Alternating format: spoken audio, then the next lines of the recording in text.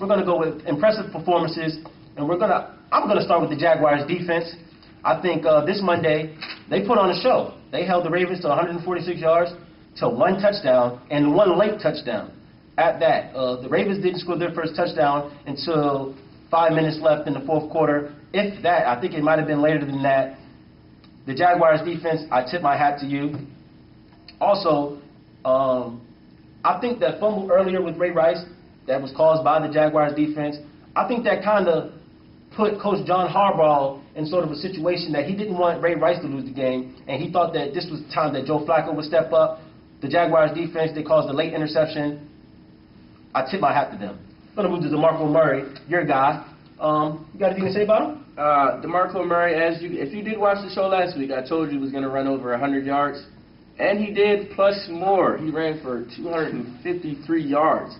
A whopping 253. Setting a franchise record. A historic franchise, that is, the Dallas Cowboys.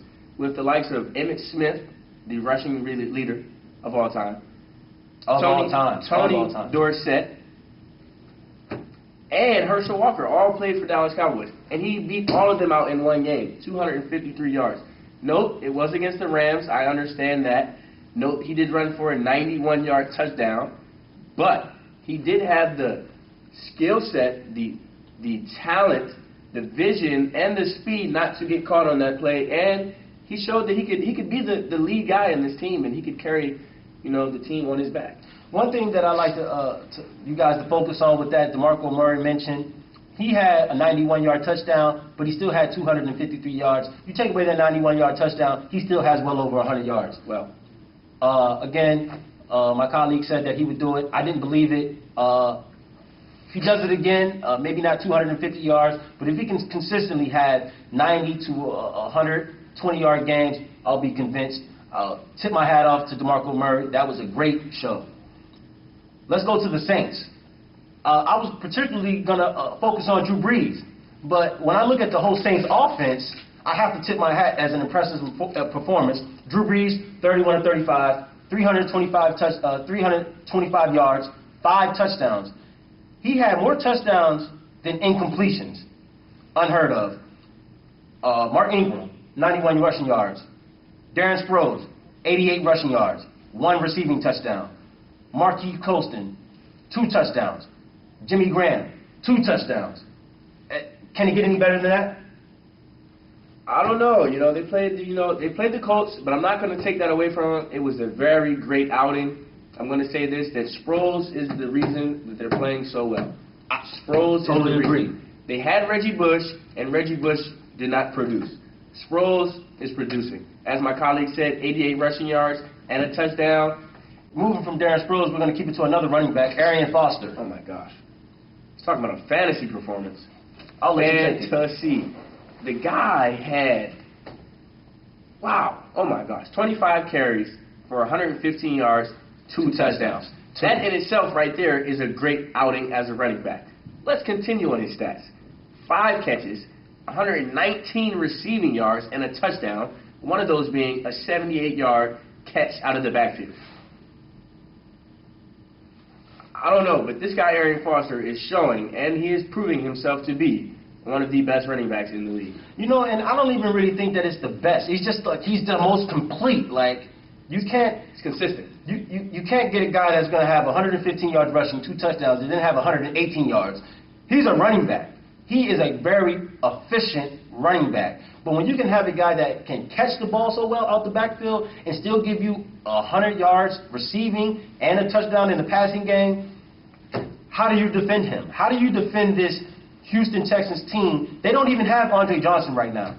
Arian Foster, he's putting the team on his back. Hey. I tip my hat off to Arian Foster, and as you said, that was a fantasy game. Fantasy. Let's go to some notables. Cam Newton, as we mentioned before, I didn't really think the win or the game was that impressive, but he's a rookie. And I guess for the fact that he's so good, you forget the fact that he's a rookie. And you compare him to the players that he's playing against. I thought the Redskins were going to lose. Maybe that's why I'm not that impressed, but go ahead, discuss some of the numbers.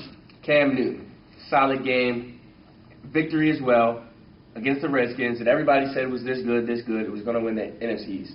Maybe not. Cam Newton comes out, 18 of 23. That's 5 incompletions. 5. 256 yards and a touchdown. 11 yards per completion. He also had 10 carries for 59 yards and a touchdown. The guy is just out there playing football. The coaches are smart. They're using him as he was in college. They're running a little option, bringing something to the league that most teams don't have. He's difficult to stop. What are you going to do, Cam Newton? Flex on him. I don't know what to say about this guy that hasn't already been said about him. He's an incredible talent. He's young. He's spirited. He's energetic. This Carolina team is going to be a force to reckon with in the next couple years. They get this guy a couple more weapons on defense, they're going to be tough to stop. Let's move on to Christian Ponder again. Impressive because of his first start and against the Green Bay Packers. He still threw for 2 interceptions. He threw for 2 touchdowns. But the one thing that I think people don't really realize is that this Minnesota Vikings team almost had a chance to win the game. Yes. I thought they had no chance. None. Somehow, the good quarterback play, Christian Ponder, sparked Adrian Peterson, 175 yards, the most of this year that he's put up. Are you impressed with Christian Ponder? I am very impressed with Christian Ponder. Maybe not so much as in Christian Ponder as it is Christian Ponder and the Vikings. Right. I feel as though didn't play that great of a game, but definitely didn't play as bad as I thought he would. Right. He played way above my expectations. He got his team some type of spunk.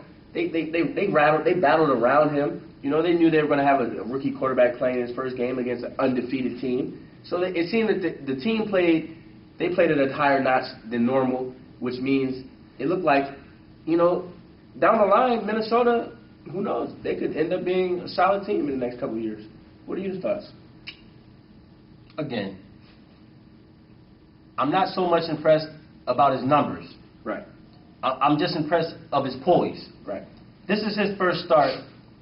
It's not like Carson Palmer, where they could have threw him in against the Kansas City Chiefs, and you would think that he would have a great show against the Kansas City Chiefs. They threw Christian Ponder in. This is a rookie, straight out of college, that wasn't really that great in college. They threw a rookie in against the Green Bay Packers. And he did a phenomenal job holding poise, handling the blitz, getting hit, standing in the pocket, making plays on the run. I'm impressed with his poise. I think that he'll, if he can get more comfortable and they can get some kind of a game plan defensively, I think that the Minnesota Vikings, again, just like the Carolina Panthers in the next couple years, will be a strong force to reckon with.